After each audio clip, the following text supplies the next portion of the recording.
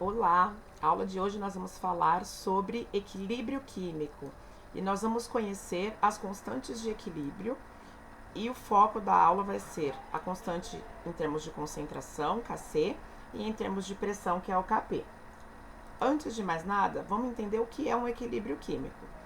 É um estado que as reações atingem e é considerado como um equilíbrio dinâmico, ou seja, são reações reversíveis que ocorrem nos dois sentidos.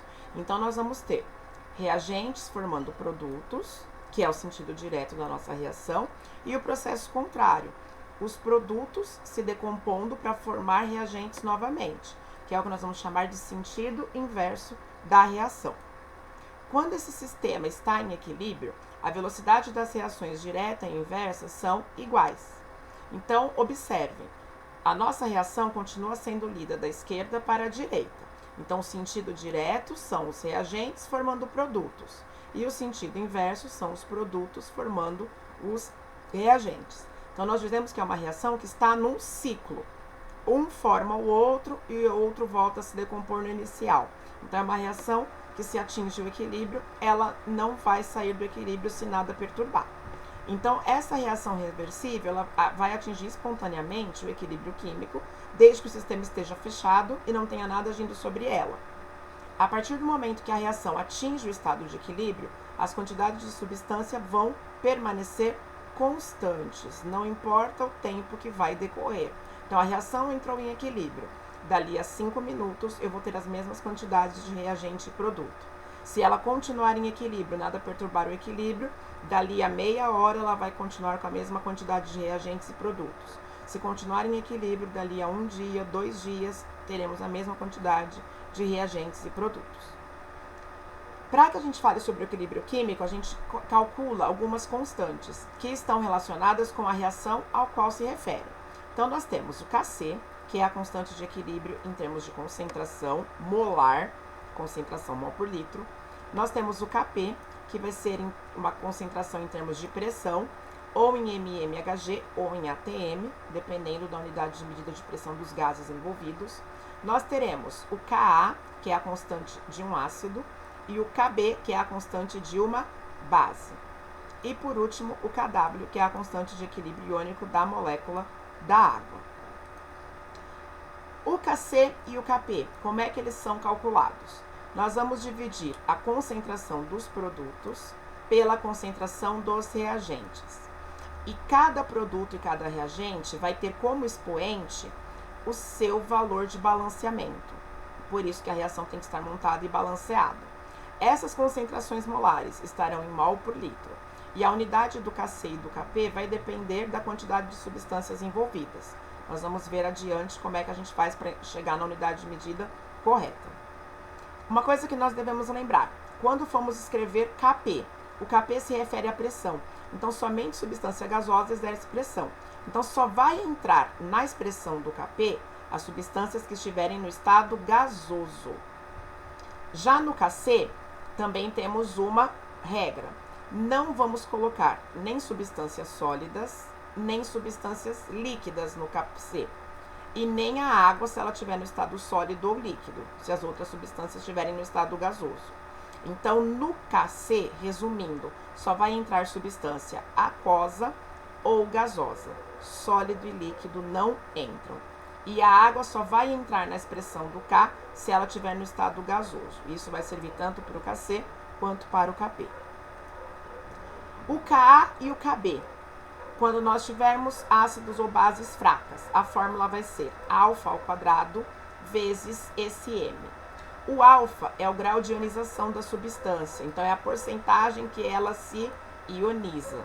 E aí nós vamos usá-lo na forma de número. Então, nós vamos pegar a porcentagem e dividir sempre por 100 para aplicar a fórmula. E esse M é a concentração molar, que é a molaridade, que é a concentração em mol por litro. Isso vale apenas para ácido e base. O Kw, ele vai ser a concentração de hidrogênio vezes a concentração da hidroxila, que é o OH-. O Kw já tem um valor, ele é sempre 10 a menos 14. Por isso que a escala de pH vai de 0 a 14, por causa desse Kw. As concentrações de hidrogênio e de hidroxila ambas têm que estar em mol por litro. E aí eu vou chamar de concentração hidrogênio iônica para o hidrogênio e hidroxila iônica para o OH-. Vamos ver um exemplo aqui de como a gente representa o Kc e o Kp. Então, observem que nós temos a reação química entre o zinco e o ácido clorídrico, formando o cloreto de zinco e hidrogênio. Para o Kc, nós vamos colocar os produtos. O ZnCl2, ele entra, porque ele é aquoso. O número que está na frente dele é o número 1, então o expoente é 1. O H2 também entra, porque o H2 é gasoso. Agora, observem que nos reagentes nós temos o zinco, que é sólido, e o ácido clorídrico, que é aquoso. O zinco não entra nem no Kc, nem no Kp. No Kc, o ácido clorídrico entra, e aí o expoente dele vai ser 2. Então, ele vai ser ao quadrado por causa desse 2 do balanceamento. Já no Kp, observem que aquoso também não entra, então o ZnCl2 não vai fazer parte do Kp, só o H2 vai fazer parte. Então, no numerador eu tenho pressão de H2, e os reagentes, nenhum deles vai entrar, porque um é sólido e o outro é aquoso. Então, observem que para a mesma equação, o Kc tem uma fórmula de expressão e o Kp tem outra. Agora, vamos ver como é que fica a unidade de medida. No caso do Kc, o nosso Kc vai ser adimensional, ele não vai ter unidade. Por quê? A concentração, eu tenho mol por litro vezes mol por litro. Então, vai ficar mol por litro ao quadrado no produto. E no reagente, eu tenho mol por litro ao quadrado também. Como essas duas potências são iguais, na hora que eu divido, elas se anulam. Então, esse Kc é adimensional, não tem unidade de medida. Ele vai ter apenas o número. Tem Kc que vai ser mol por litro, tem Kc que vai ser mol por litro ao quadrado. Pode ter Kc com mol por litro elevado a menos 2. Então, tudo vai depender de equação para equação. Já no Kp, observem que nós temos a pressão do H2 elevado a 1. Então, a unidade dele vai ser ATM elevado à primeira potência ou mmHg elevado à primeira potência. Tudo vai depender das unidades de pressão que aparecerem no enunciado do exercício. Agora, vamos ver um exemplo do cálculo da constante no equilíbrio. Então, eu posso calcular o Kp e o Kc dentro do equilíbrio ou fora do equilíbrio. Calcule a constante de equilíbrio em termos de concentração, então ele quer o Kc, para a reação representada pela equação química a seguir, sabendo que nas condições de temperatura e pressão em que se encontra o sistema, existem as seguintes concentrações dos componentes presentes no equilíbrio. Então, esse sistema já está em equilíbrio. Então, a concentração de SO3 é 0,1 mol por litro, de O2 1,5 mol por litro e de SO2 1 mol por litro. Como já está em equilíbrio, nós vamos somente escrever a expressão e fazer a substituição dos valores. Aqui, todos são gasosos. Então, nós teremos SO3, que é o produto, elevado ao quadrado. O SO2, que é o reagente, também elevado ao quadrado por causa do balanceamento, vezes a concentração de O2. Fazendo a substituição, ficará 0,1 elevado ao quadrado, dividido por 1 ao quadrado, vezes 1,5. Fazendo os cálculos, chegaremos em 0,067 mol por litro a menos 1. Por quê? Em cima é mol por litro ao quadrado e embaixo eu vou somar os expoentes, então vai ser mol por litro ao cubo. Na divisão de potência de mesma base, subtrai expoente, então 2 menos 3 vai ficar menos 1. Então, a unidade desse Kc é mol por litro elevado a menos 1. Agora, e se a nossa constante tiver que ser calculada com reações fora do equilíbrio? Vocês vão ter que montar essa tabela que nós estamos vendo. Então, a nossa tabela vai ter aí 3, 4 linhas. A primeira linha é a linha do início. Então, eu vou colocar as quantidades iniciais que o enunciado nos deu. Então, eu vou pegar o dado do enunciado, da concentração inicial. No início de uma reação, nós não temos produto. Então, a concentração dos produtos é 0. Caso tenha valor diferente, o exercício vai mencionar. A segunda linha é a linha do reage-forma. Então, nós vamos colocar a quantidade de reagente que está sendo reagido ou formado no produto. É aqui que nós vamos aplicar a proporção, baseando-se na ideia do cálculo estequiométrico. Então, a gente vai ter que olhar para o número de mols que aparecer na equação química. quantidade de mol ou de pressão no equilíbrio. Eu vou fazer para os reagentes a quantidade inicial menos a quantidade que se forma. Então, é a primeira linha menos a segunda, no caso dos reagentes.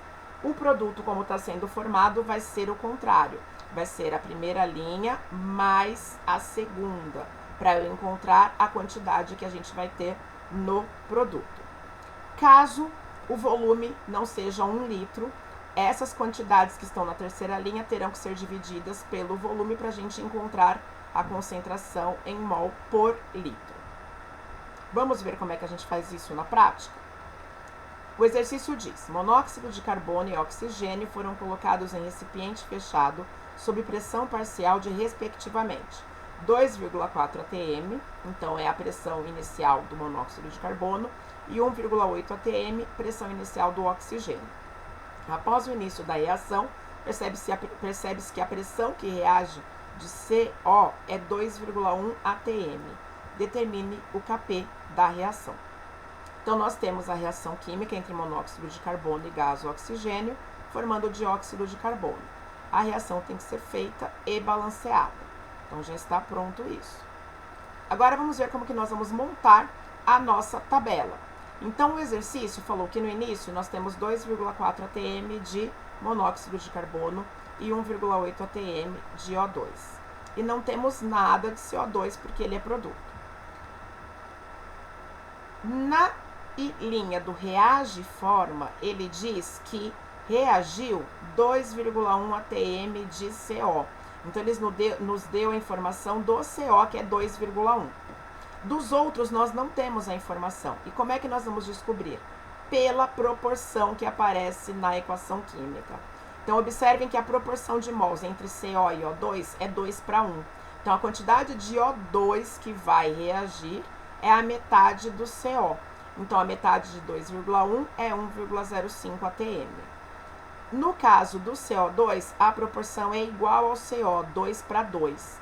Então, se eu estou reagindo 2,1 atm de CO, eu vou formar 2,1 atm de CO2. Para encontrar a linha do equilíbrio, 2,4 menos 2,1. Então, eu tinha 2,4, reagiu 2,1, sobrou 0,3 atm em equilíbrio. No caso do O2, que também é reagente, nós tínhamos 1,8 e reagiu 1,05. Então, eu vou subtrair, sobra 0,75 em equilíbrio. E no caso do CO2, não tínhamos nada, formou 2,1, então nós vamos somar e vamos ter no equilíbrio 2,1 atm. São esses valores do equilíbrio agora que vão entrar na expressão do Kp. Então, eu tenho pressão de CO2 elevado ao quadrado, que é o produto, dividido pela pressão do CO também ao quadrado, que é reagente, vezes pressão do O2. Aí é só substituir os valores do equilíbrio e aí nós obtemos o valor de 65,3. Unidade de medida, atm menos 1, porque em cima nós temos atm ao quadrado e no denominador nós temos atm ao cubo. E 2 menos 3 dá menos 1. Vamos fazer mais um exemplo de cálculo de K fora do equilíbrio. Agora nós vamos falar do Kc. Nós fizemos um de Kp, agora é um de Kc. 1 mol de hidrogênio e 1 mol de iodo são misturados a 500 graus Celsius. As substâncias reagem e, após certo tempo, chega-se a um equilíbrio. Ou seja, as quantidades que foram colocadas de 1 mol para cada reagente estavam fora do equilíbrio. Atingiu o equilíbrio e aí nós vemos que temos a presença de 0,22 mol de hidrogênio residual. Isso significa que nós temos 0,22 mol de hidrogênio no equilíbrio, foi o que sobrou. Eu quero saber a quantidade, a constante de equilíbrio nessas condições. No caso, como está tudo em mol, aqui o nosso K vai ser Kc. Então, hidrogênio é o gás hidrogênio, H2, iodo é o gás iodo, I2, nós vamos formar o HI. Fazendo o balanceamento, eu tenho 2 mols de HI. Agora vamos fazer a nossa tabela. No início, nós temos 1 mol de cada reagente e não temos produto. Aí ele falou que sobrou 0,22 no equilíbrio. Então, é 0,22 no equilíbrio. Se eu tinha 1 e sobrou 0,22 em equilíbrio, quanto que reagiu? Então, para eu descobrir quanto que reagiu de H2, é só fazer 1 menos 0,22. Então, na verdade, o quanto reagiu de H2 é 0,78. Então, esse é o valor da segunda linha do reage-forma para o H2. Comparando o H2 com o I2, nós temos 1 mol para 1 mol. Então, se eu reagir 0,78 de H2, também reage 0,78 de I2. E quanto forma de HI? Observem que o HI são 2 mols, então ele é o dobro tanto do hidrogênio quanto do iodo. Então eu posso usar ou o valor do iodo ou do hidrogênio para fazer a comparação. Como vai ser o dobro, então vai ser o dobro de 0,78, que é 1,56. Então, do hidrogênio, nós já sabemos que temos 0,22 em equilíbrio. Do iodo, eu vou fazer 1 menos 0,78, porque é reagente. Então, também sobra 0,22 mol. Isso aqui é uma coincidência, porque as quantidades iniciais são iguais e a proporção também é 1 para 1, ok? Então, tomem cuidado com isso. Nem sempre os valores dos reagentes vão estar iguais. E no caso do HI, não tínhamos nada, formou 1,56. Então, somando 0 com 1,56, nós teremos 1,56 mols no equilíbrio. Em nenhum momento ele falou do volume. Então, o nosso volume é 1 litro. Então, essas concentrações estão em mol por litro. Agora é só aplicar na fórmula. Então, nós teremos HI ao quadrado, por causa do balanceamento, dividido por H2 vezes I2. Nós vamos ter 1,56 ao quadrado dividido por 0,22 vezes 0,22. O resultado vai ser 50.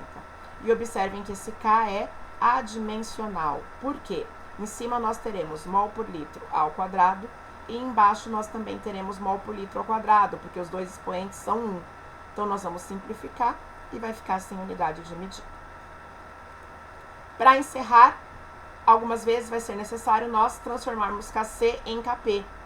Então, às vezes, eu não tenho a informação de todas as pressões e todas as concentrações, e aí nós vamos aplicar essa fórmula. Kp é igual a Kc vezes R vezes T elevado a ΔN. O Kp é a constante de pressão, o Kc é a constante de equilíbrio em mols por litro, o R é a constante dos gases, que nós vimos lá nos sistemas gasosos. 0,082 se a pressão estiver em atm, 62,3 se a pressão estiver em mmHg. O T é a temperatura, que tem que estar em Kelvin. Então, se ela estiver em graus Celsius, eu vou somar com 273 para obter a temperatura em Kelvin. E o ΔN, delta é variação de número de mol. Então, é número de mols final menos número de mols inicial. Como é que a gente calcula? Nós vamos somar o número de mols de produtos, de acordo com o balanceamento da equação, e subtrair do número total de mols de reagentes. Vamos fazer um exemplo. Determine o valor da constante Kp para a reação que ocorre a 27 graus Celsius. A reação de formação da amônia. Então, gás nitrogênio, que é N2, mais gás hidrogênio, formando a amônia. Já está devidamente balanceado. Sabendo que no equilíbrio, as substâncias se encontram com as seguintes concentrações.